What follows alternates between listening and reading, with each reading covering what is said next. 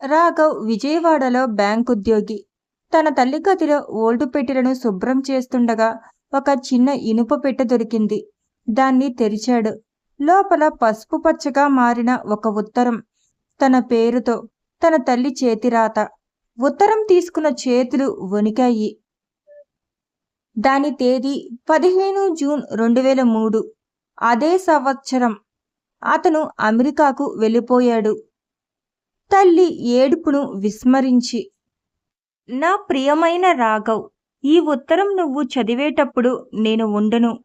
కానీ నా మనసులోని మాటలు మాత్రం నీకు చెప్పాలని ఉంది. నువ్వు వెళ్ళిపోయిన రోజు నేనేడ్చాను. కానీ అది నీ సుఖం కోసమే. నీ గది ఖాళీగా చూసే ప్రతిరోజు నువ్వు పుట్టినరోజులాగే నా కళ్ళల్లో నీళ్లు తిరిగింది. ఉత్తరం చదువుతుండగా అతని కళ్ళు నీటితో నిండాయి. తన కెరియర్, డబ్బు, సుఖాలపైనే దృష్టి పెట్టాడు. తల్లి ఎప్పుడూ ఉంటుందని భావించాడు. కానీ ఇప్పుడు ఆమె మాటలు గుండెల్లో గుచ్చుకుపోయాయి. ఉత్తరంలో మరొక పేజీ దొరికింది.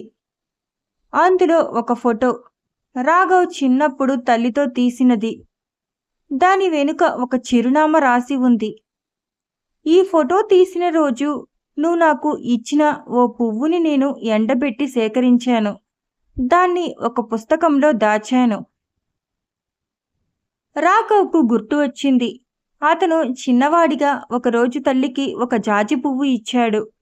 ఆమె దాన్ని ఎంత ప్రేమించిందో అతను అనుకోలేదు.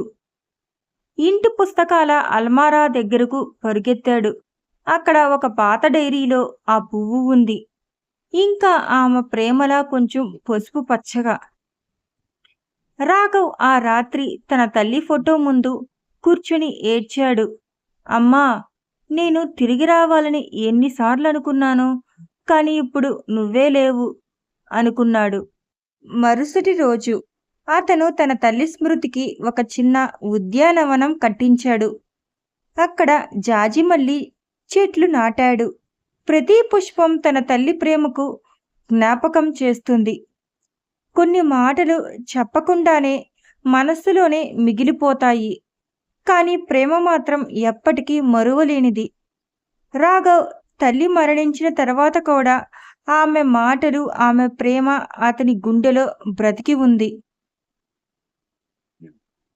మీరు కూడా మీ ప్రియమైన వారితో మీ మనసులోని మాటలు ఇంకా దాచకండి.